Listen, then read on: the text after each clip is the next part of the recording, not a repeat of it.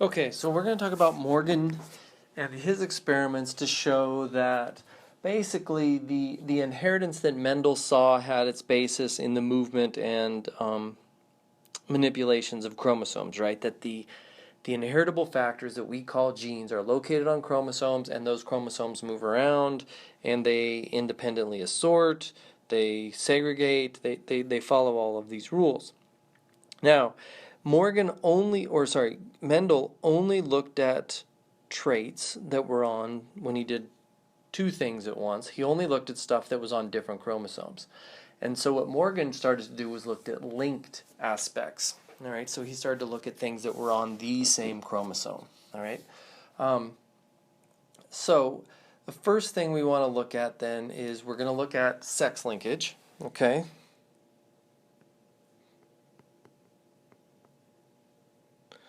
And that's where, for our purposes, we're just going to go with XY, all right? And the way to think of it is if this is my X chromosome, I can have a gene here, right? I can have this. And then if I have my Y chromosome, which is smaller, it won't contain that gene. So an individual that is XY is hemizygous, right? It only has one copy of this thing. The other thing he looked at was just linkage, okay? And that's where if we have a chromosome again, we actually have two genes that are on the same chromosome, right? And so we would have gene 1 here and gene 2 here, and they are on the same chromosome, so how do they behave, right? That's what Morgan was asking, okay? So let's look at one of his first experiments. And so we start with the parental generation. We generate an F1, and the F1s will be used to make an F2, all right? So what he saw is that if he took a true breeding red-eyed female and crossed it with a true breeding white-eyed male, he got all red-eyed offspring, okay? But then the question becomes, what happens when you cross these red-eyed individuals of the F1, right? So you take these. Well, now what he observed was the traditional 3-to-1 ratio in terms of phenotype, except for one little problem with that. The only ones that had the homozygous recessive were male. So here's our males, and these individuals were the only ones that were white-eyed. So why was it that the white-eyed male was so common? Why was the white-eyed female uncommon, right? So what he did was he set up another experiment, all right?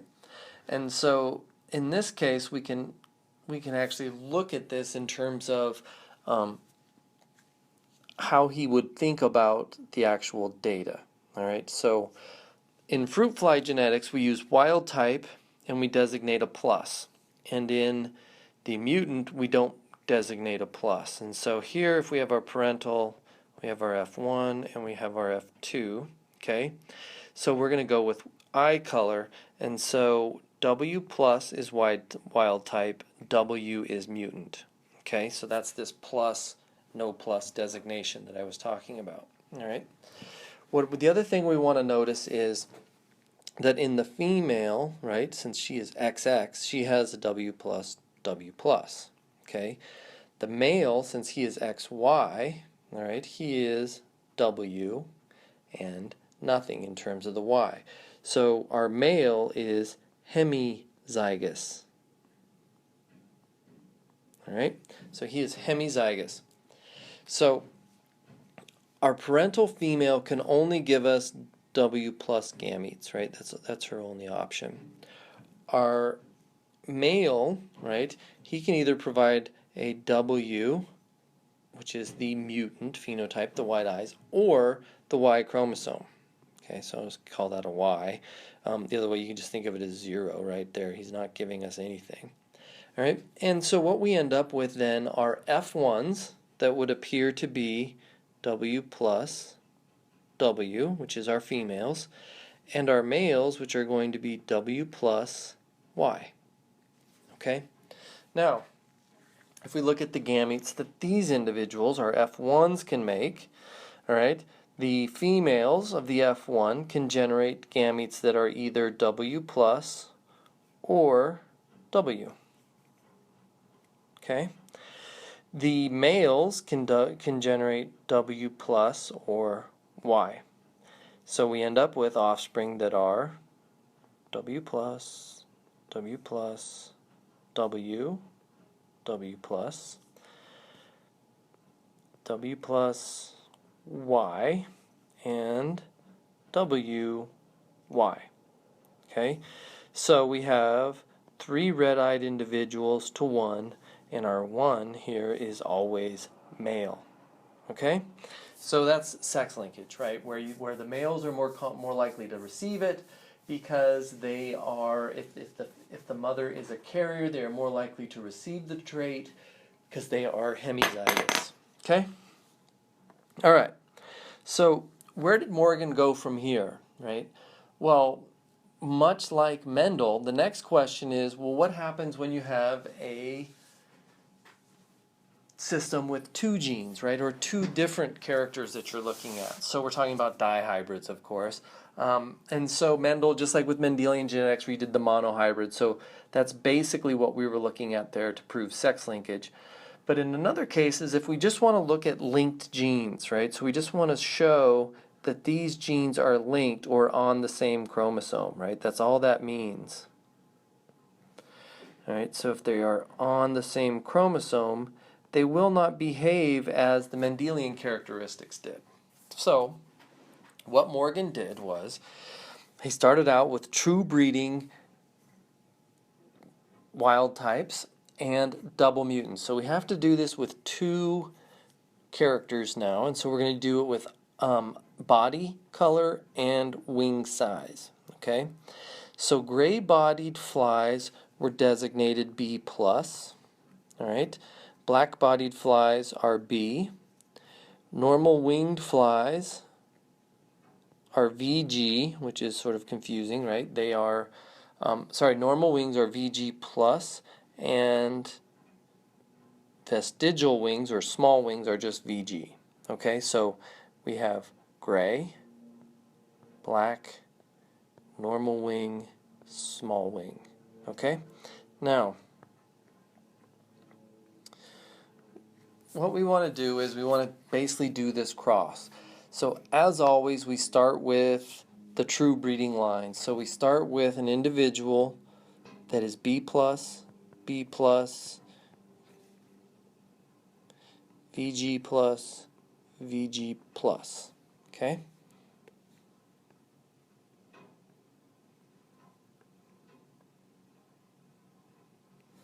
Oh, I need to have double plus there. Okay? So we've got B+, B+, VG+, VG+, which is gray body, normal wings. Okay, and we're going to cross that with our true breeding double mutant, which is black body, vestigial wings. B, B. Okay, now what we're going to get is F1 hybrids. Okay, and I'm going to draw it this way. Okay, so we're going to combine these 2. And if we think about it, the gametes from this individual can all be B+, VG+. That's the only option. And the gametes from this individual are all B, VG. Okay? So our F1, right, this is our F1 generation, is going to be B+, B, VG+, VG. Okay? Now, we want to do a test cross of the F1 with, and what would you call this one? Our double mutant. Okay, so we want to do the test cross. So let's make a Punnett square. All right, so we're going to put eggs on top and sperm over here. Okay, now in terms of sperm from this individual, we can only get BVG. In terms of eggs, all right, if they're not linked, there's multiple possibilities. There's 4 different possibilities of eggs, right? So let's just go as if they are, not linked. So let's just put all 4 on here. BVG plus, BVG, okay? I put these 2 first because if they are linked, this is what you get, all right? So you get the B plus connected to the VG plus and the B connected to the VG. All right, so those are kind of the ones if they're linked.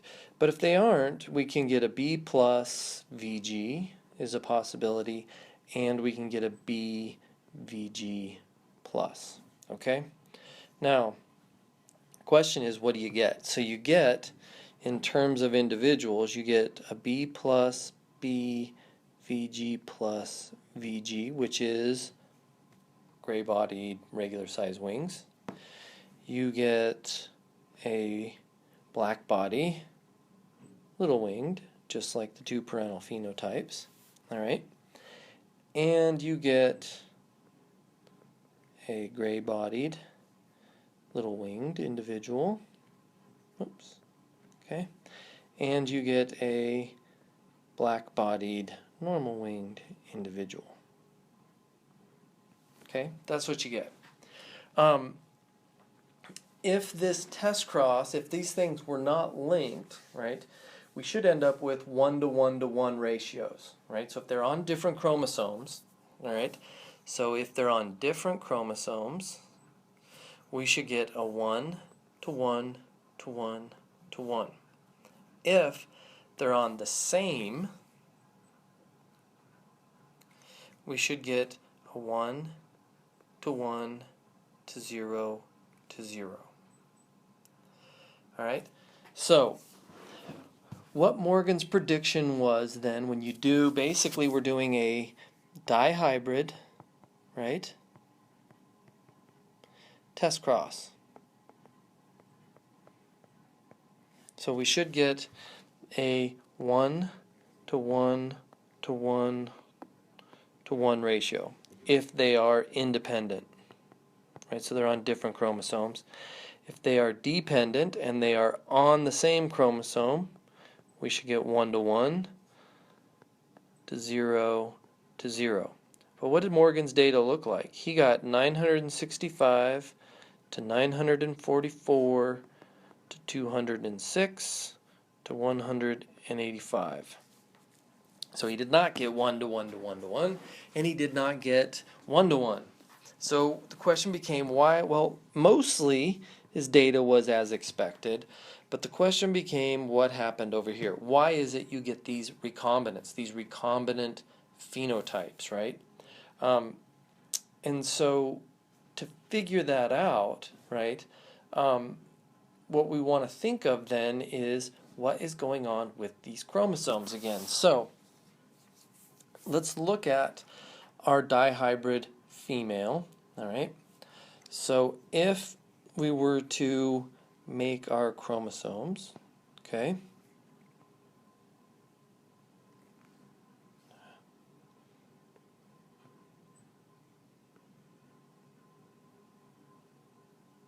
all right, so we have this, all right, and I'm going to make it pink because this is the way your book does it, okay,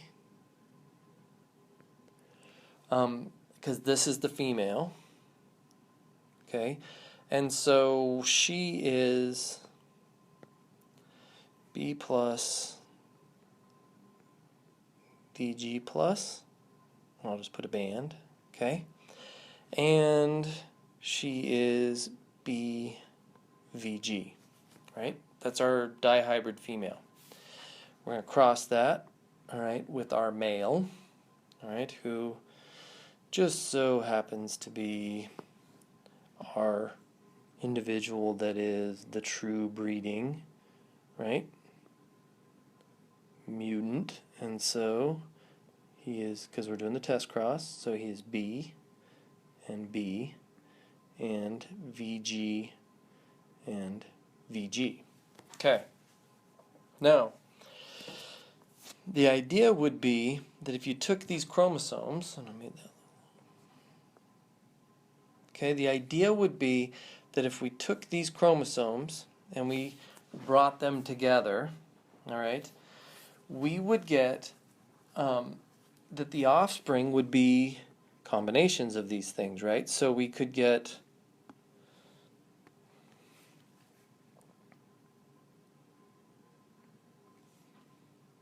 all right. something that will look like this. All right, and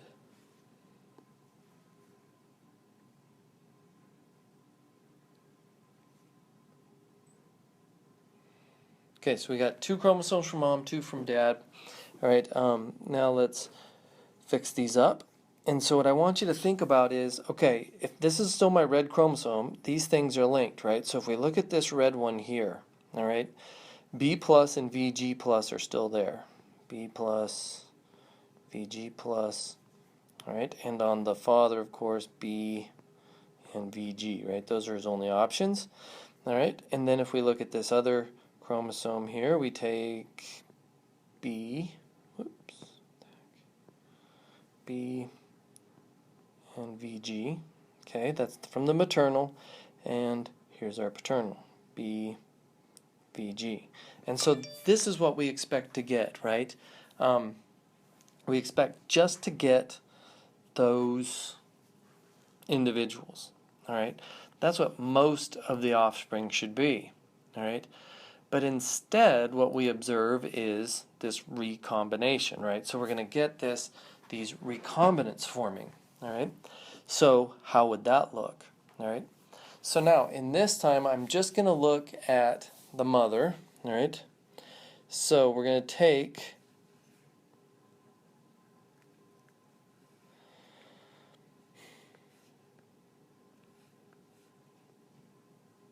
our 2 chromosomes again.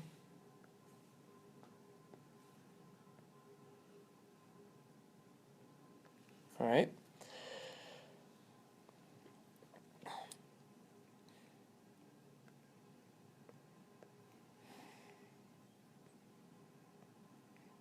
This one is B plus, this one is VG plus.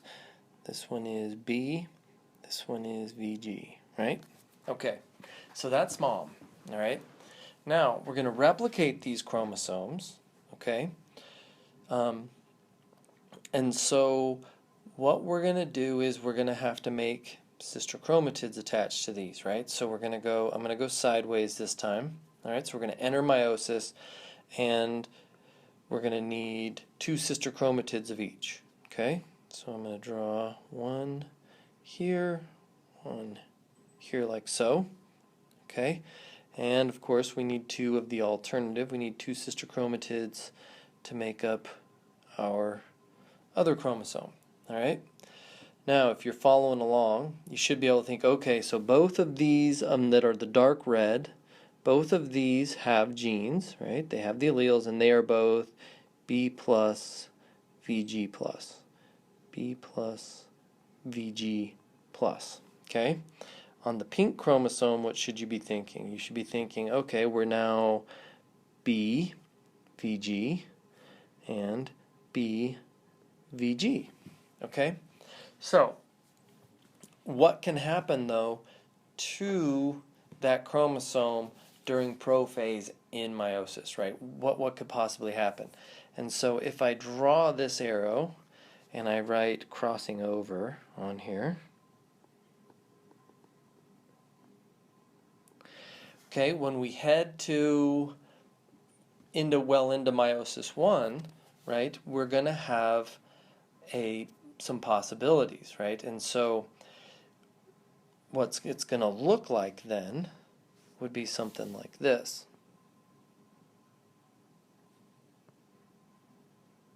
Here's my red one.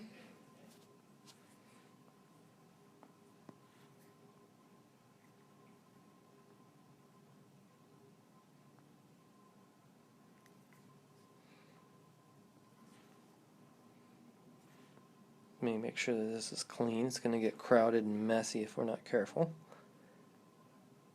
Okay. All right. Okay. Now, what could happen if, all right, we were to break, okay, so we're going to cross over, and what would happen if I was to take this individual, right, and swap it to here, and this one and swap it up, right? Crossing over, okay? So what we can get then are, if we put our bands back on here, right? So we need to indicate our genes, our specific alleles, okay? So we did our crossing over of our non-sister chromatids, all right? So this one at the top is still B plus VG plus. This one at the bottom is still B VG. The question becomes, what happened to these two, right, from the crossing over? And so what we find is we can put, right, so this one is B and this one is B plus, but now this can be VG and this can be VG plus. So if we were to head this direction and make our 4 eggs, right, so we'd go all the way, whoops, we're in a room, meiosis 2, right? So if we get all the way through meiosis 2, okay, we should be able to get chromosome, it's red, right?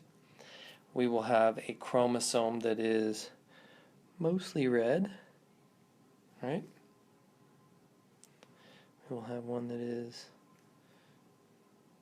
okay,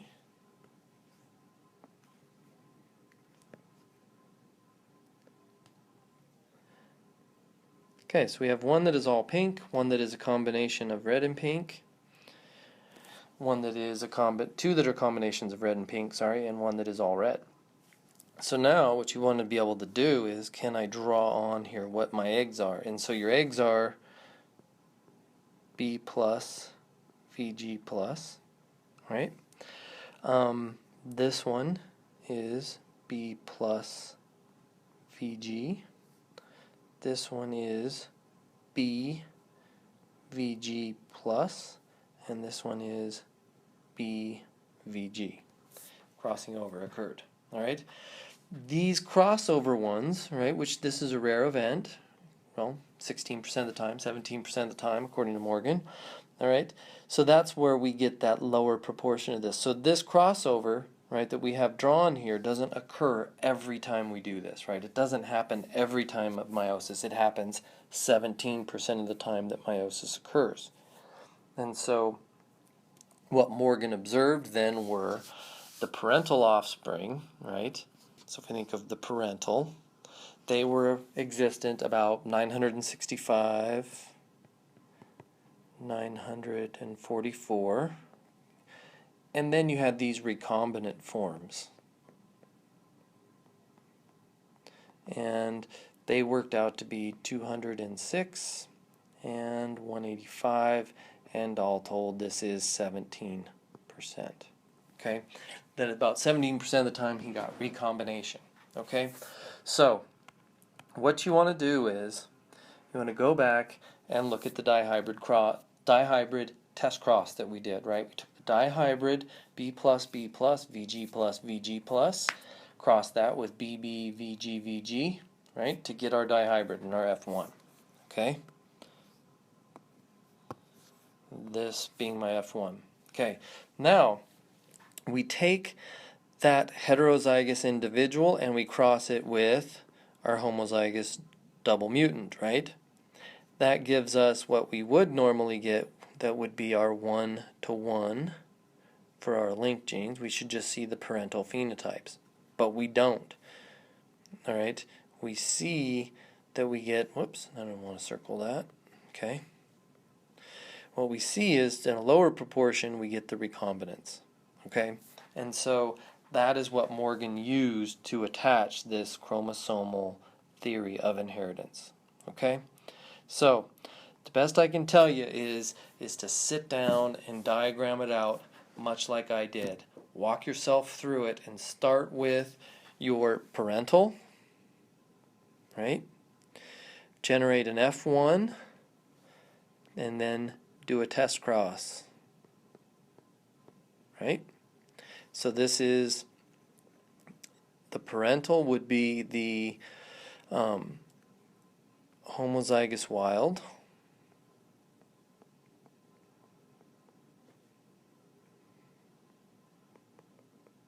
right, crossed with our double mutant.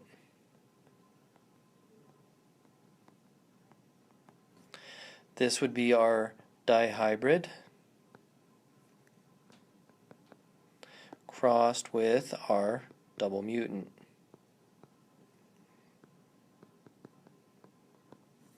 Then generate the F2. Okay? Walk that through and it'll show you how the behavior of linked chromosomes or genes on the same chromosome, so genes that are linked behave differently than Mendelian genetics. Okay?